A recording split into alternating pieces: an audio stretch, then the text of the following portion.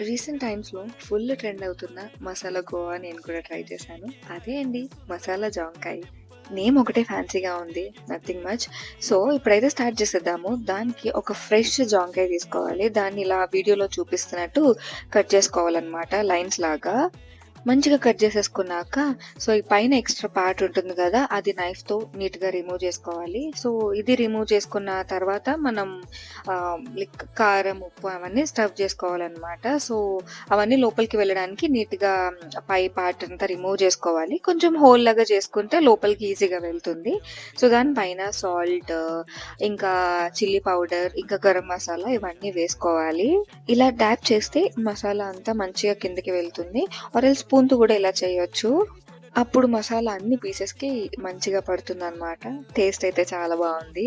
ఈ quick, easy and healthy recipe మీరు కూడా ట్రై చేయండి. Thanks for watching. సబ్స్క్రైబ్.